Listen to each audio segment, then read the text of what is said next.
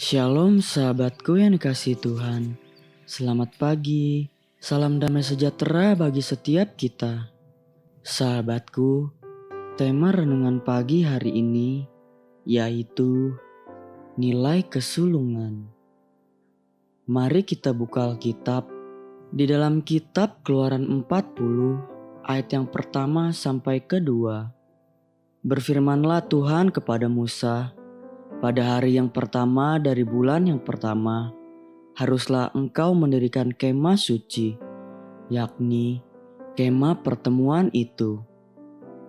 Sahabatku, setelah semua perlengkapan dan perabot-perabot di dalam bait suci selesai dibuat, maka Tuhan menentukan satu waktu yang paling tepat dan berkenan kepadanya agar bangsa itu membangun dan mendirikan bait suci atau kemah tabernakel yang sudah mereka selesaikan. Waktu yang Tuhan tentukan adalah hari yang pertama dari bulan yang pertama. Itulah waktu yang Tuhan tetapkan. Bait suci yang adalah tempat di mana Tuhan tinggal dan bertahta sesungguhnya adalah gambaran dari diri kita sendiri. Hati kita dan tubuh kita inilah bait Allah. Pelajaran yang sangat penting yang Tuhan sampaikan kepada umatnya melalui Musa adalah, bangunlah bait Allah sebagai yang pertama-tama dan yang terdahulu di dalam hidup kita. Itulah sebabnya waktu untuk mendirikan bait suci ditentukan Tuhan pada tanggal pertama dan bulan pertama bagi bangsa Israel. Jika kita mengaplikasikan hal tersebut ke dalam hidup kita sehari-hari, inilah perkara sederhana namun sangat penting untuk kita perhatikan.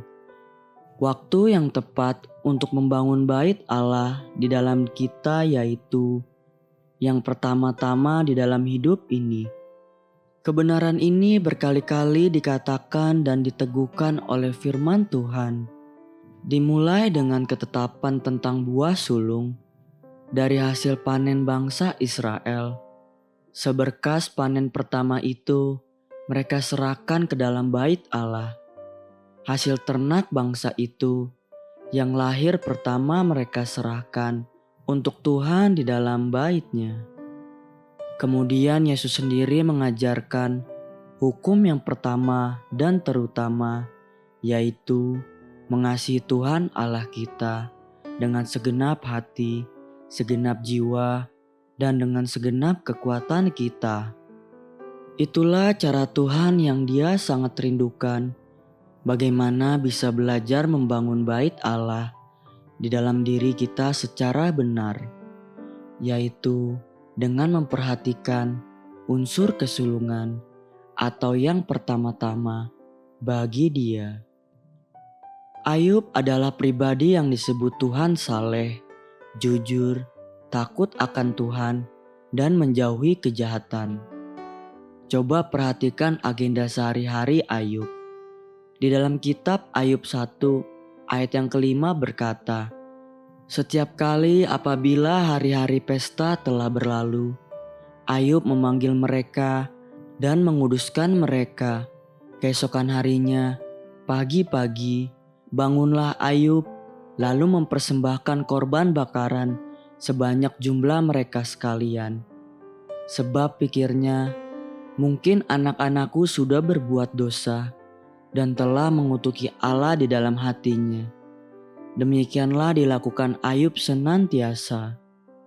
Sahabatku, Ayub mengisi agenda hidupnya dimulai pagi-pagi hari, setiap hari dengan mempersembahkan korban bakaran bagi Tuhan atas nama anak-anaknya.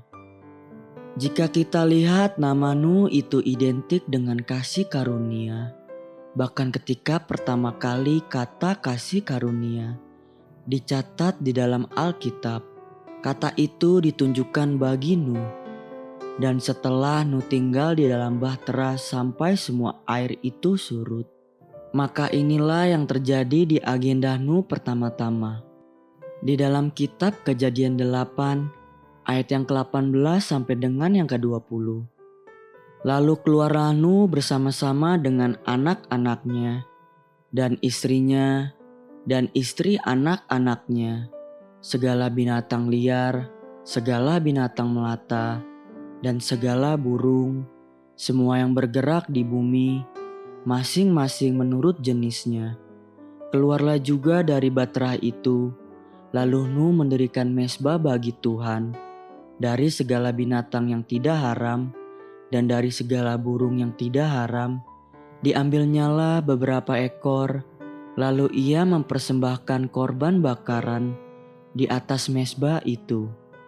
Sahabatku, kasih karunia Tuhan turun atas Nuh, sebab Nuh itu pribadi yang selalu menempatkan Tuhan di baris terdepan, yang pertama-tama di dalam hidupnya. Haleluya. Sahabat, mari kita sama-sama berdoa. Bapa Surgawi, ajari aku untuk terus menempatkan Engkau sebagai yang pertama dan terutama di dalam hidupku, agar aku layak di hadapan-Mu ya Tuhan. Amin. Jesus love you and so do I.